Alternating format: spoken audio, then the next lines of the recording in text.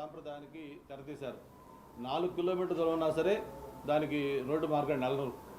ఎందుకంటే రోడ్డు మార్గాన్ని వెళ్ళాలంటే ఆయనకి మళ్ళీ రకరకాల ఆలోచనలు, పరదాలు కట్టాలి, మళ్ళీ లేదు ఉన్న చెట్లు నరికేయాలి, ఇవన్నీ చేస్తూ ఉండాలి. బదులు హెలికాప్టర్లు వెళ్దామని చెప్పని 4 కిలోమీటర్లైనా 5 కిలోమీటర్లైనా హెలికాప్టర్ మార్గం కూడా ఎంచుకుంటున్నారు. కాబట్టి విశాఖపట్నంలో నువ్వు ఎక్కడ చూసుకున్నా సరే ఎయిర్పోర్ట్ నుంచి ఒక రాయి వేస్తే ఖచ్చితంగా పోయి ఏదో ఒక హెలిప్యాడ్ ఏర్పడుతుంది. అటువంటి విధంగా హెలిప్యాడ్లు 17 హెలిప్యాడ్లు కొత్తగా కట్టారు.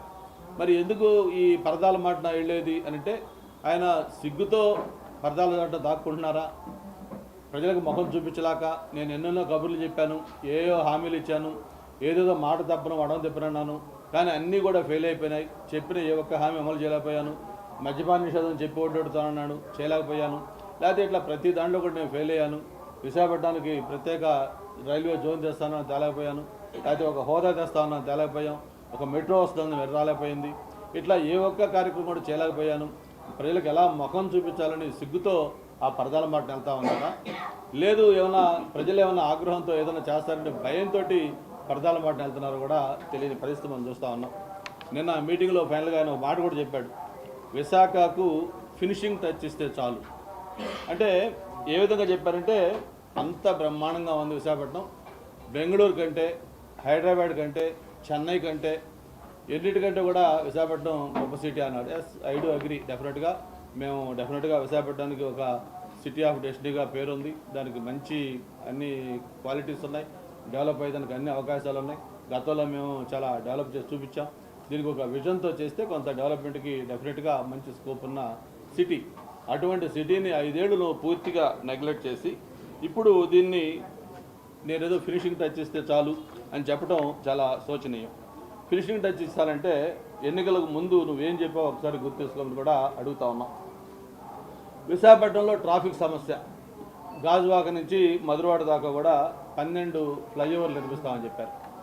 మరి నిన్ను ఎవరు ఈ ఫ్లైఓవర్లు నిర్మించకుండా నిన్ను ఆపారో ఈ 5 ఏళ్ళు ఒకసారి చెప్పాలని చెప్పని కోరుతా ఉన్నాం. అలాగే ఇక్కడ ఉన్న ఇండస్ట్రీస్, ఎన్ని ఇండస్ట్రీస్ ఇక్కడ ఉన్న ఇండస్ట్రీస్ని మీరు ఇక్కడి నుంచి తరిమేసి లూలు గ్రూప్ కావచ్చు ఇటువంటివన్నీ ఎన్ని బయటికి పంపించారో మీరు ఒక్కసారి ఆలోచించాలి. మామూలుగా ఎన్నికలకు ముందు ఏం చెప్పారు, ఇప్పుడు చివరిగా ఇక్కడికి వచ్చి విశాఖ అభివృద్ధి చెందుతుంది, అది ప్రతిపక్షాలకి ఇష్టం లేదు, ఏది ఏమైనా సరే ఎన్నికల తర్వాత విశాఖలోనే ఉంటాను, ఇక్కడే ప్రమాణ స్వీకారం కూడా చేస్తా అని చెప్పి మీరు నిన్న ఒక మాట కొత్తగా పసబర్పిగా చెప్పారు. మరి అంతకుముందు కూడా మీరు చెప్పారు మీ బిడ్డ విశాఖలోనే కాపురం ఉంటాడు అని అనేక సార్లు చెప్పారు. దసరా అయిపోయింది, దీపావళి అయిపోయింది, ఉగాది అయిపోయింది, చివరికి డిసెంబర్ నెల క్రిస్మస్ అయిపోయింది, ఇట్లా ఇవన్నీ కూడా చెప్పారు. చివరికి మొన్న ఎన్నికలు ఎన్నికలు వచ్చే సమయంలో ఇప్పుడు ఎన్నికలు అయిపోయిన తర్వాత మళ్ళీ మీరు ముఖ్యమంత్రిగా వచ్చి ఇక్కడే ప్రమాణ స్వీకారం చేస్తాను, ఇక్కడే ఉంటానని చెప్పి. అంటే మామూలుగా మనం చిన్నప్పుడు మాకు స్కూల్లో చదువుకునేటప్పుడు ఎప్పుడు వినాయకుడి పెళ్ళి ఎప్పుడు రా అంటే రేపు అని చెప్పేవాళ్ళు.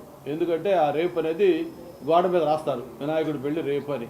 అది ఎప్పుడు కూడా పర్మనెంట్గా వినాయకుడి పెళ్ళి రేపెళ్తే కూడా అది మళ్ళీ రేపే అని ఉంటుంది. కాబట్టి అలాగే జగన్మోహన్ రెడ్డి గారు విశాఖపట్నం వచ్చేది ఆ రేపు లాంటిది. ఖచ్చితంగా ఆయన ఏదైతే విశాఖపట్నం వస్తున్నారో అది ఒక కలగా ఉంటుంది తప్ప ఆయన వచ్చేది లేదు.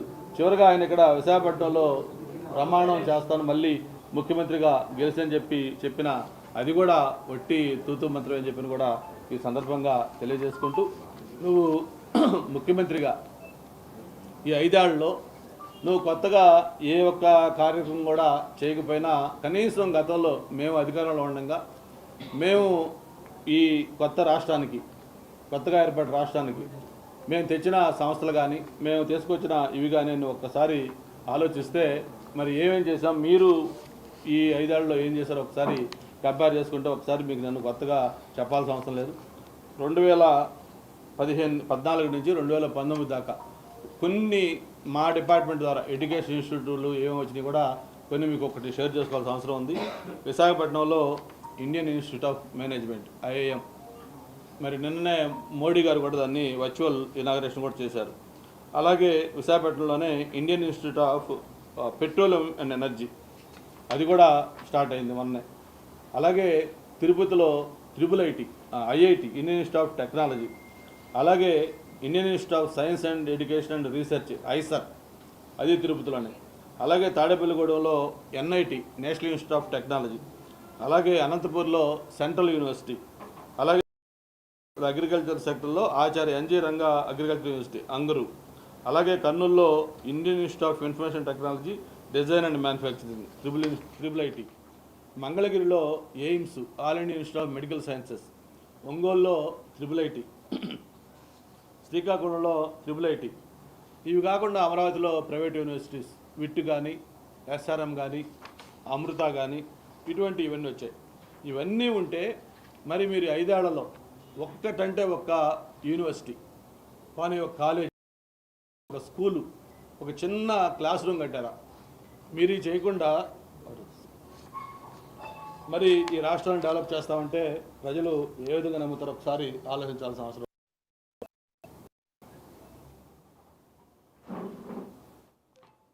ఇవి కాకుండా మొత్తం విశాఖపట్నంలో ఉన్న ఇన్స్టిట్యూట్స్ ఏవైతే గతంలో చంద్రబాబు నాయుడు గారి హయాంలో వచ్చినాయో, ఐబిఎం కావచ్చు, హెచ్ఎస్బిసి కావచ్చు, అలాగే ఫ్రాంక్లిన్ టెంపుల్టన్ కావచ్చు, లూలు గ్రూప్ కావచ్చు, కన్వీనెంట్ కావచ్చు, ఎన్నో ఇన్స్టిట్యూట్స్, విశాఖపట్నంలో ఇన్స్టిట్యూట్స్ అన్నీ కూడా మీరు ఇక్కడి నుంచి తరివేశారు.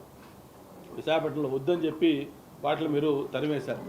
అవన్నీ ఒక పక్క ఉంటే, గతంలో డిజిగ్నేట్ టెక్నాలజికల్ పార్క్ అని ఐటీ ఒక పాలసీ కింద తీసుకొని ఐటీ కంపెనీలు ఎంకరేజ్ చేస్తూ ఉంటే దాన్ని మీరు రద్దు చేస్తే దాదాపు 100 స్టార్టప్ కంపెనీలు క్లోజ్ అయినాయి. అలాగే ఎన్నో రన్నింగ్లో ఉన్న ఐటీ, ఇవన్నీ కూడా ఈరోజు విశాఖపట్నంలో ఉన్న ఇన్స్టిట్యూట్స్ కూడా మూతపడిపోయినాయి. అంతేకాదు అమరావతిలో ఏదైతే దాన్ని ఒక వరల్డ్ క్లాస్ క్యాపిటల్గా డెవలప్ చేద్దామని చెప్పని మొత్తం రాష్ట్రంలో కాదు దేశంలోనే పేరెన్నికన్నగా సంస్థలను కూడా ఇన్వైట్ చేసాం. మొత్తం అటు కేంద్ర ప్రభుత్వ సంస్థలు, కేంద్ర ప్రభుత్వ ఇన్స్టిట్యూట్స్ ఎన్నో ఇన్వైట్ చేసి మొత్తం అక్కడ ల్యాండ్ కూడా అలొకేట్ చేసాం. ఒకసారి కేంద్ర ప్రభుత్వ రంగ సంస్థలు చూస్తే state bank of India, SBI, మీకు తెలుసు బ్యాంకుల్లోనే అతిపెద్ద నేషనలైజ్డ్ బ్యాంకు. అలాగే NABARD, food corporation of India, LIC, bank of India, Andhra bank, Indian oil corporation company, syndicate bank, Hindustan rails India technical service rights, union bank of India, Bharat petroleum corporation, Indian bank, Vijaya bank, Canara bank, GAIL, మొత్తం 18 ప్రభుత్వ రంగ సంస్థలకి 27.15 ఎకరాలు మేము land అమరావతిలో allocate చేసి వాళ్ళు payment కట్టి వాళ్ళు అబౌట్ టు స్టార్ట్. అది ఇవన్నీ కూడా ఈరోజు నెరవేరు అయిపోయాయి. ఇవి కాకుండా కేంద్ర ప్రభుత్వ విభాగాలు అంటే కొన్ని ఇన్స్టిట్యూట్స్, వాళ్ళ విభాగాలు, ఈ National Institute of Design, Central Institute of Tool Design, National Institute of Fashion Technology, postal, Indian Navy, Bureau of Indian Standards, Central University, అలాగే National Biodiversity University, CPWD, Reserve Bank, CAG, civil services institute, Central Bureau of Investigation, CBI,